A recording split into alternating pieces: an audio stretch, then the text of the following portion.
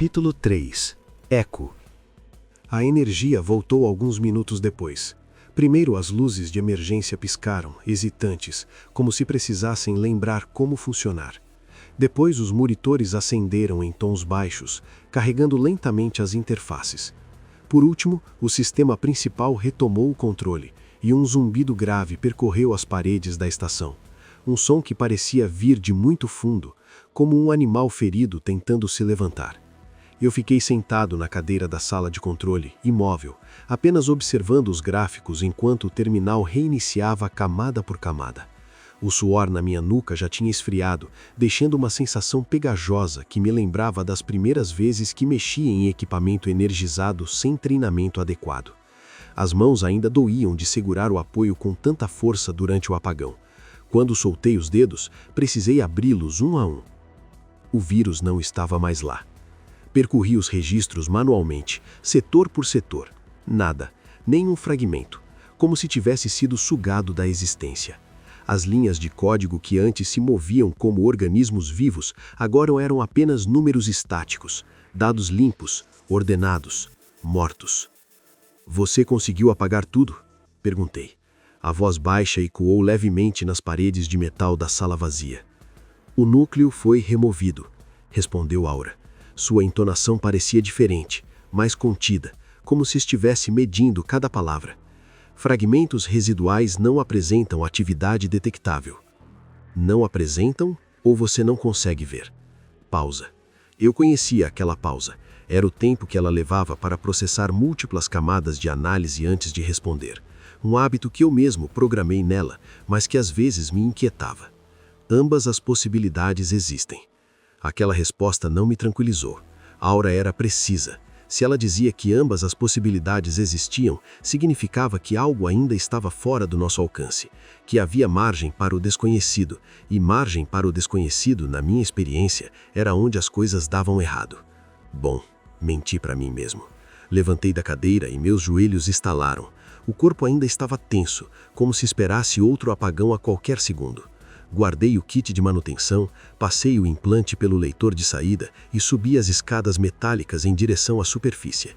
Cada degrau rangia sob meu peso. A cada passo, o ar ficava menos denso, menos opressivo. A luz do lado de fora pareceu agressiva depois de tanto tempo no vermelho fraco da emergência. Tive que erguer a mão para proteger os olhos por alguns segundos. Ryan e Tessie estavam encostados no veículo, as silhuetas recortadas contra o céu pálido. Ryan fumava algo que não parecia cigarro comum, uma vara fina e escura que soltava fumaça azulada. Tessie estava com os braços cruzados, a expressão alternando entre alívio e desconfiança. "Demorou", disse Ryan. Não era reclamação, era constatação. Ele apagou o que quer que estivesse fumando contra a sola da bota e guardou o resto no bolso do uniforme. "Sistema travou", respondi. A mentira saiu natural, talvez natural demais. Ele me olhou por um segundo a mais do que o necessário. Seus olhos percorreram meu rosto, minhas mãos, o kit de manutenção que eu segurava firme. Era o tipo de olhar que avaliava sem pressa. "Agora está funcionando?" "Está", confirmei. Ryan assentiu com a cabeça, mas algo nos seus olhos dizia que não acreditava totalmente. Ou talvez fosse apenas o hábito de desconfiar. Gente da guarda da paz aprendia isso rápido. Confiança era um luxo que poucos podiam pagar. "Então vamos voltar." A viagem de volta foi mais silenciosa do que a ida. Tessie tentou puxar conversa uma vez sobre o que tinha acontecido lá embaixo.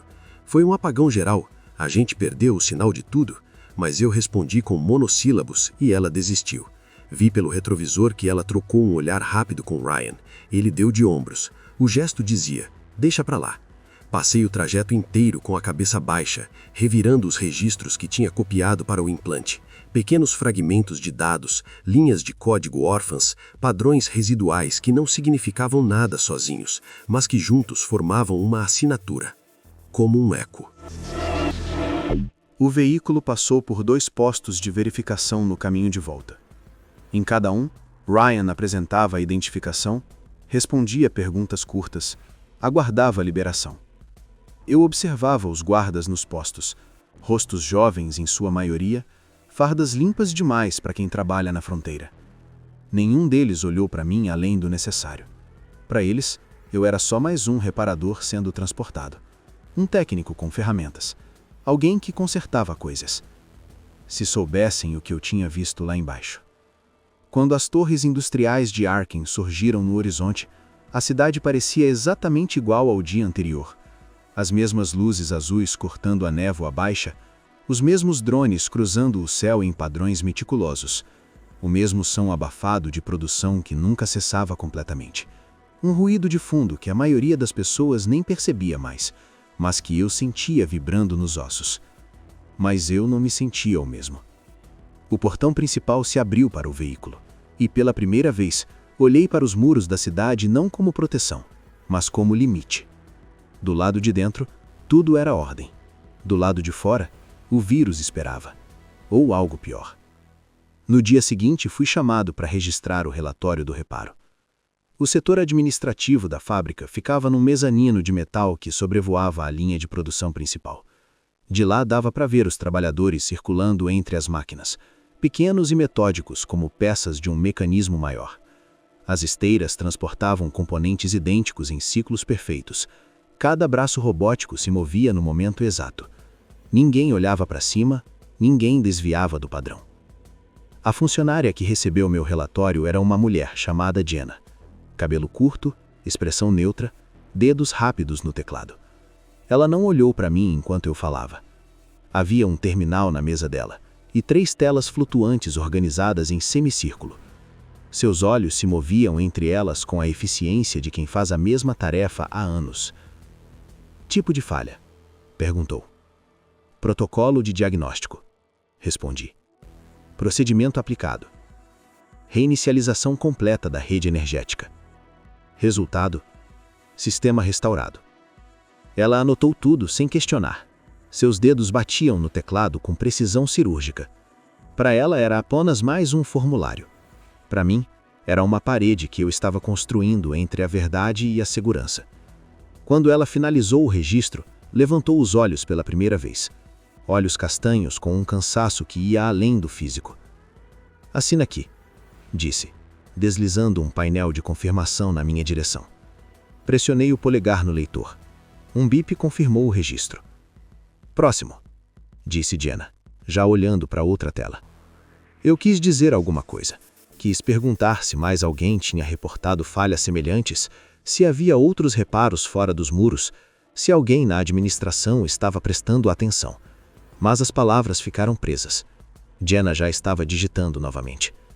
Quando saí do administrativo, parei no corredor e encostei na parede fria. O metal gelado penetrou a roupa, um alívio pequeno contra o calor que subia pelo meu pescoço. Aura, murmurei. Sim, Caio.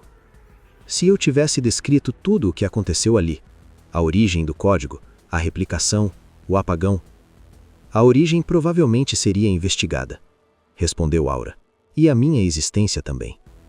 Você acha que eles descobririam? Houve uma pausa longa, mais longa do que o normal.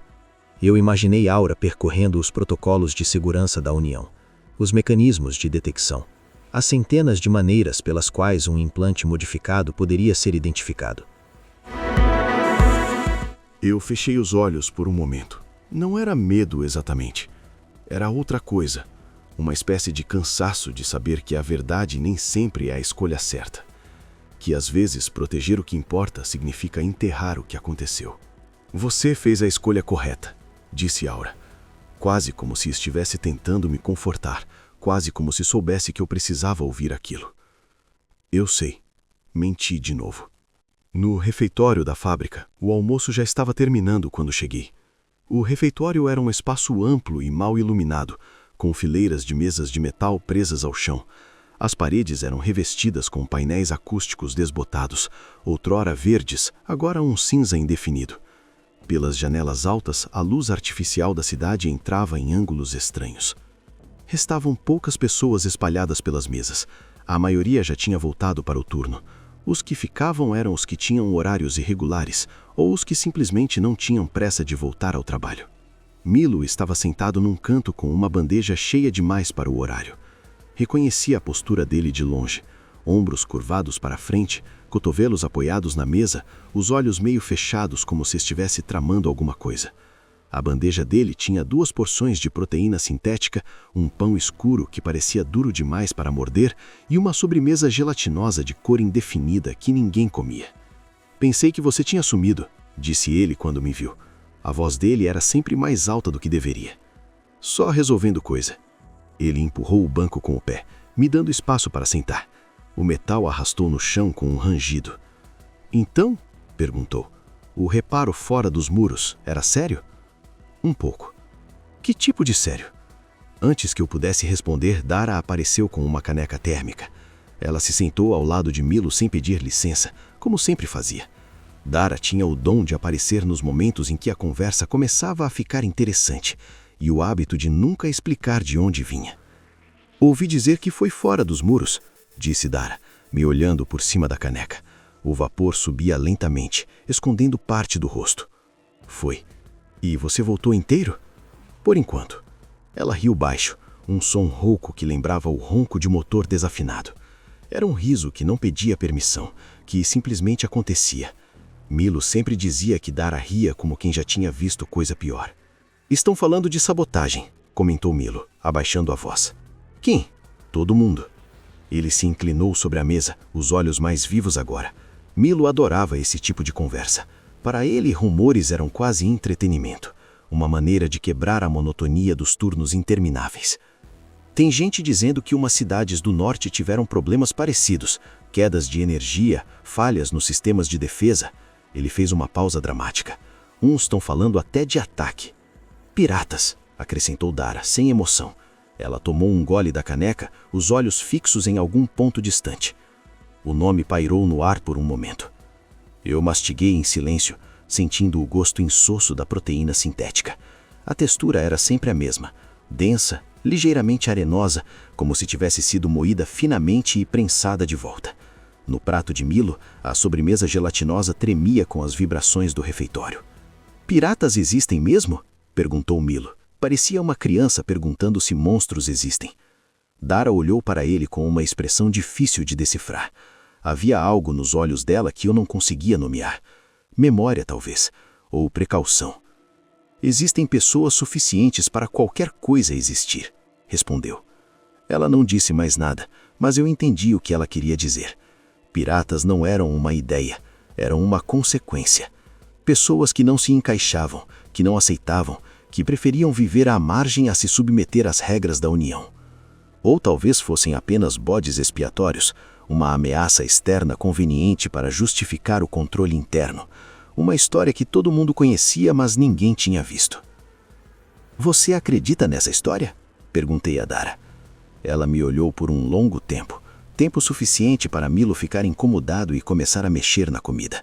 Tempo suficiente para eu perceber que Dara estava pesando não só a resposta, mas as consequências dela.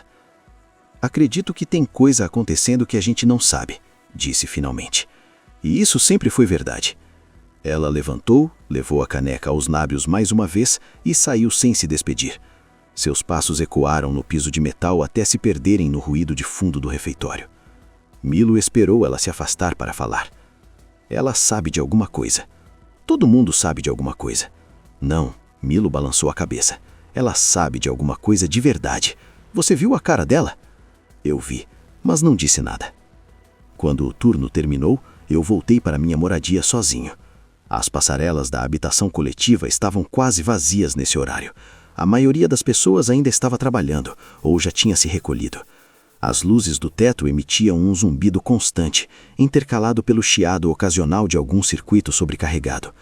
A chuva fina continuava caindo sobre Arken, lavando a fuligem das chapas metálicas e escorrendo pelas calhas em fios prateados.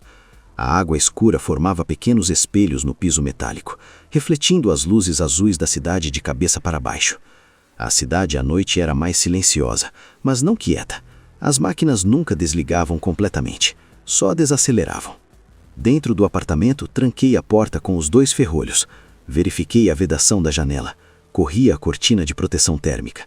Pequenos rituais que qualquer morador de Arken aprendia naturalmente. Garantir que nenhum som saísse, que nenhuma imagem entrasse, que nada interrompesse o descanso necessário para o próximo turno. Caminhei até o painel lateral. A placa metálica estava no lugar. Passei os dedos pelas bordas. tudo intacto. Ninguém tinha mexido. Sentei no chão, apoiei as costas na parede e ativei o terminal improvisado. A tela se acendeu com um zumbido baixo. Carreguei os registros da estação mais uma vez. Os arquivos abriram em camadas como pastas dentro de pastas dentro de pastas. Aura, chamei.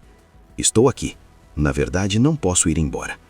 Analisa isso de novo. Quero cada linha, cada fragmento. Disse sem ligar para a piadinha. Já analisei. Analisa de novo. Ela obedeceu. Os dados começaram a se reorganizar na tela, procurando padrões invisíveis ao olho humano. Eu fiquei observando as linhas de código passarem, hipnotizado pelo movimento. Verde sobre preto, instruções, variáveis, algoritmos de proteção que falharam. Encontrou algo? Perguntei depois de alguns minutos. Apenas padrões residuais, nada conclusivo. Mostra. Ela projetou os fragmentos na tela. Pequenos agrupamentos de código, sequências repetidas, nada que parecesse ativo, mas havia algo na forma como estavam organizados, uma assimetria que não parecia aleatória. Algo me incomodava. Olha isso, disse apontando para uma linha. Minha unha tocou a tela fria. Essa assinatura, ela se repete em 3 setores diferentes. Observei, respondeu. Provavelmente é apenas resíduo do código original replicado antes da remoção. Provavelmente. Fiquei em silêncio por um momento, processando. O zumbido do terminal preenchia o apartamento. Lá fora, a chuva batia nas chapas com um ritmo irregular. Alguém tentou entrar no sistema da cidade e, quando a gente bloqueou, a estação inteira apagou. Eu terminei a frase junto com ela. Nossas vozes se sobrepuseram por um instante. A minha humana, a dela sintética. Estranhamente soaram quase iguais. Como se algo tivesse respondido. Completei. Como se alguém estivesse do outro lado observando também. A tela permaneceu imóvel por alguns segundos. Depois Aura falou. Você acredita que aquilo foi um aviso? Eu pensei na pergunta. No vírus que se replicava com precisão cirúrgica. No apagão que atingiu exatamente os sistemas certos. No silêncio que veio depois, como se algo tivesse recuado voluntariamente. Pensei nos fragmentos residuais, nos padrões que se repetiam, na sensação de que não tínhamos vencido, só tínhamos sobrevivido. Acho que sim, respondi. Nenhum novo dado apareceu na tela, nenhuma confirmação, apenas o silêncio da interface, que naquele momento pareceu mais eloquente do que qualquer palavra. Lá fora a chuva continuava caindo sobre Arkham. As torres industriais brilhavam na névoa como faróis distantes. E em algum lugar, talvez do outro lado da rede, alguém sabia que eu estava ali. Eu desliguei o terminal lentamente. A tela escureceu em círculos concêntricos. Na escuridão do apartamento, com o som da chuva batendo nas paredes, me perguntei quantas outras estações tinham sido infectadas, quantas outras pessoas tinham visto o que eu vi, quantas tinham sobrevivido para contar. Aura ficou em silêncio. Pela primeira vez, não sabia se ela estava processando ou apenas esperando. Como eu. Esperando ver o que viria a seguir.